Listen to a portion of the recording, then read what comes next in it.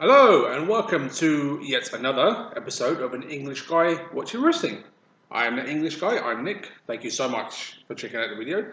And in this video, we're going to be reviewing the 26th of January 2021 episode of Impact Wrestling. And this week's episode, I give credit, was actually pretty good. I thought last week's was better, in all seriousness, but this week was actually pretty good. So, with that being said, let's review the matches. So, it's I'll say it again. Nick has just been bothering me all day long. But anyway, let's get into the matches. Opening matchup was Matt Cardona and Josh Alexander versus Ace Austin and Madman Fulton. Now, Matt Cardona made his first appearance in Impact Wrestling at Genesis in having a very short match with Ace Austin, which Matt Cardona won with a disqualification. And obviously, since then, both Matt Cardona and Ace Austin have been kind of a little bit of a feud in Impact Wrestling. So, more than sensible to have this kind of match. I'm sure they'll have a singles match somewhere down the line. But in all seriousness, this was actually a very good tag match to open the show. The first time ever teaming for Matt Cardona and Josh Alexander, and of course facing Madman Fulton and Ace Austin, regular tag team. But this was a very good match, to be fair. Matt Cardona has always been good to watch in the ring, but in this match he was very good to watch in the ring, and the finish of the match was excellent.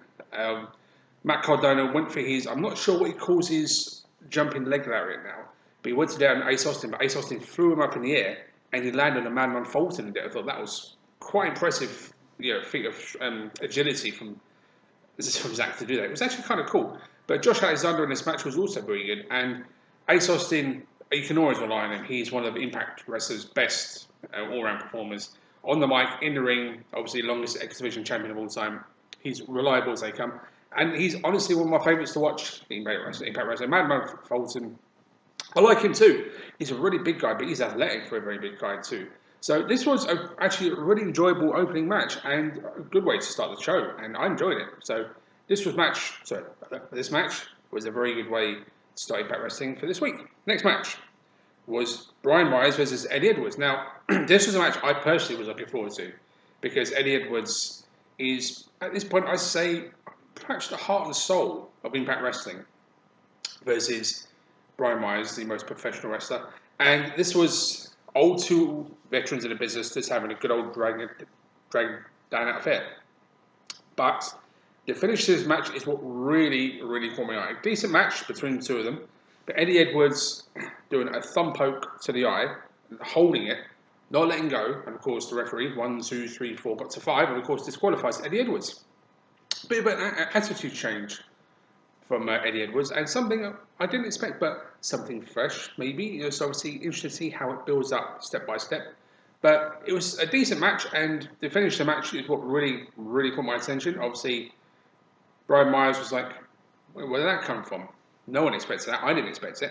So, as I said, whenever they throw something in that you don't expect, it's always a good thing. Eddie Edwards, perhaps most reliable, one of the most reliable baby faces in Impact. I don't know if he's going to turn heel after that eye situation. We'll see. Interesting to see how it plays out. But this was a good match, and the finish, I think, is what's going to get people talking. Maybe I won't say a heel turn, but a more vicious side to Eddie Edwards after his Barbed Wire Massacre match with Sami Callihan, which was a brutal match. So it's going to be interesting to see what happens next. I'm going to be watching that with keen interest because as much as I like Eddie Edwards, this new attitude change might be something even better to like him about. Time will tell. Right. Whoops.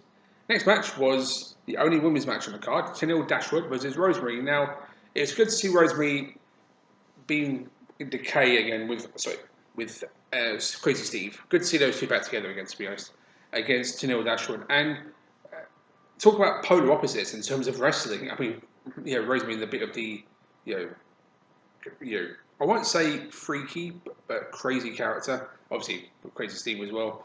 Decay against Tenille Dashwood, Miss B, it was all about me gimmick.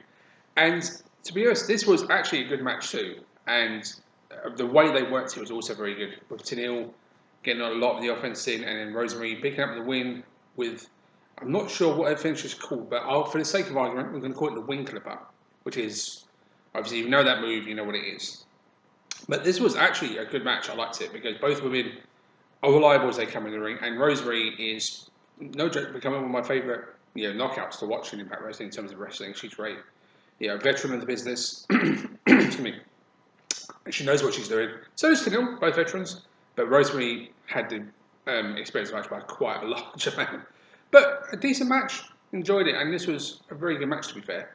And both women, again, showing what the Knockouts division can do. Knockouts division at the minute is really good to watch. Some very good female performers in there doing what they do. And it's just so much fun to watch. And again, this week, great match to keep it going. So thumbs up to both ladies. Well done. Next match was Joe Doering versus Cousin Jake, the two big guys of Impact Wrestling.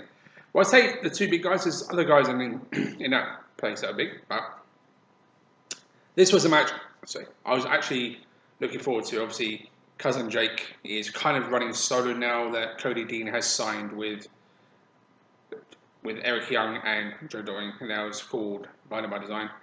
And obviously, the odds were stacked against Cousin Jake, but talk about two big guys just going at it. That's exactly what this was. And sometimes in wrestling, that's what you like to see, and you know what you're going to get. But one thing I did expect from Joe Doering was some athleticism, crazy stuff he did. And having said that, with Cousin Jake too, with his tope over the top, that was crazy. A guy that height, clearing the ring like that, was crazy. But credit to both men to put on an entertaining match. And when you get two big guys versus each other, you kind of know what you're going to get. But that's exactly what this match was, and that's what it had to be. Can't complain. Two big guys wrestling, going at it. What's not to like? Big guys wrestling, as we say in English wrestling sometimes. So, which brings us to the main event, which was Moose, Chris Bay, Sami Callihan, and Ken Shamrock versus Rich Swann, Tommy Dreamer, Willie Mack, and a partner they had to find. Now, earlier in the night, there was obviously Rich Swann challenged Tommy Dreamer to a match on the next pay-per-view, February 13th, because it's Tommy Dreamer's 50th birthday. Of course, Tommy Dreamer has done so much for wrestling business. He's done so much for Impact Wrestling. Rich Swann challenged him for a match, for the Impact Wrestling World Championship. I thought, what a nice touch. But of course, Chris Bay wanted another shot. He came out. Moose is going to be facing the World Heavyweight Champion because he's the TNA champion at some point. All hell is breaking loose. Sami Callihan, of course, involved in the championship picture at some points too. So, of course, six-man tag match was made later in the night by Scott D'Amore. They had to find a tag team partner, Tommy Dreamer and Rich Swann. So, lo and behold, who made his return to Impact Wrestling? Trey Miguel. Now, I've said this before and I'll say it again. The Rascals, all three of them, are three of my favourite wrestlers to watch as a trio, as a tag team. Obviously, Desmond Xavier and Zachary Wentz have moved on to NXT, now called MSK. Different names too, but that's fine. But still, one of my favourite tag teams to watch. I've been watching it for a long time and thinking, wow, these guys are just so good. Then I saw Trey Miguel and thought, man, original Rascals were two of them, and when Trey joined, they could not ask for someone better to join, because Trey Miguel was awesome, and it was great to see him back in Impact Wrestling. And when he came out, I was like, yes, he's back. Good to see him back.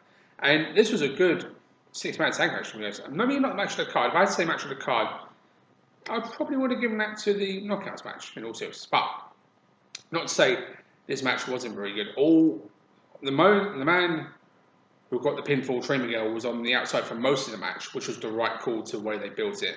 And really good back and forth six-man action from everyone. And a good tag match that everyone managed to do some really cool stuff. And Trey Miguel kind of put a more vicious side into what he was doing. And maybe it's a bit of a new turn for him. So, a good way to end a very good episode of Impact, to be completely honest. And as I said last time, Impact Wrestling are firing with all cylinders. Whilst last week was a better episode, this week was still very good to watch. And Impact are still going from strength to strength. And it's going to be interesting to see what next week's episode. I'm looking forward to it, to be honest, because Impact Wrestling has become one of my favourite companies to watch. I used to watch it back in the day, stopped for a little while, for no real reason, to be honest. And then start watching again. Thought, why not? And it's been the right thing to do. It's been great. So, that being said, that is this Impact review. Thank you so much for watching. And I'll see you next week for another Impact review. So until then, take care, everyone.